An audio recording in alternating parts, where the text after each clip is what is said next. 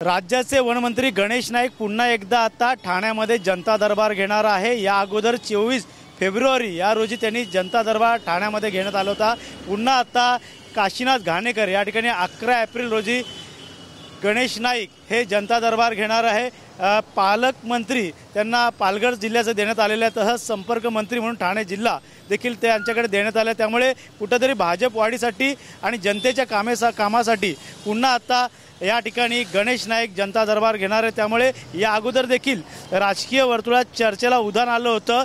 शिवसेनेमध्ये देखील गणेश नाईकांच्या जनता दरबारानंतर जनसंवाद घेण्यात आला होता। त्यामुळे नक्कीच कुठेतरी जनतेची कामं ही महानगरपालिका नसल्यामुळे, प्रशासन लागल्यामुळे कुठे जनतेची कामं होत नसल्यामुळे अशा प्रकारचे जनता दरबार या ठिकाणी घेतले जात आहेत। त्यामुळे येणाऱ्या महानगरपालिका निवडणुकीच्या अगोदर जनतेची कामं होणार का, या पक्षवाढीसाठी हा जनता दरबार घेतला जातो का, असं देखील प्रश्नचिन्ह या ठिकाणी उपस्थित होतोय। मात्र याच जनता दरबार घेण्यावरून प्रताप सरनाईक यांनी देखील मी देखील पालघर या ठिकाणी जनता दरबार घेणार असल्याचं सुतोवाच केलं होतं। त्यानंतर शिवसेना असेल, भाजपमध्ये कलगी तुरा रंगताना आपल्याला पाहायला मिळाले। या बॅनरवरती महायुतीच्या सर्वच नेत्यांचे या ठिकाणी फोटो असले तरी उपमुख्यमंत्री एकनाथ शिंदे, अजितदादा तसेच बरोबर बावनकुळे अशा अनेकांचे या पोस्टरवरती फोटो आहेत। तसेच नरेंद्र मोदी असेल, अमित शहा असेल, नड्डा असेल यांचे देखील या बॅनरवरती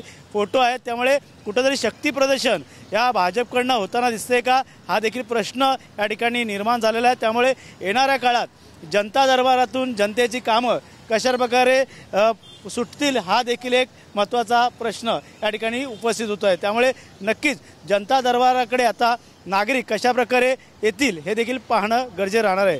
कॅमेरामन मोहन दुबेसह गणेश सुराट, TV9 मराठी, ठाणे।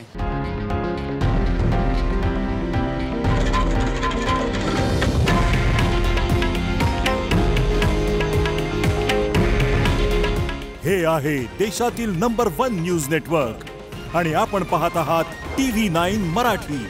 काळजी तुमची, हित महाराष्ट्राचं।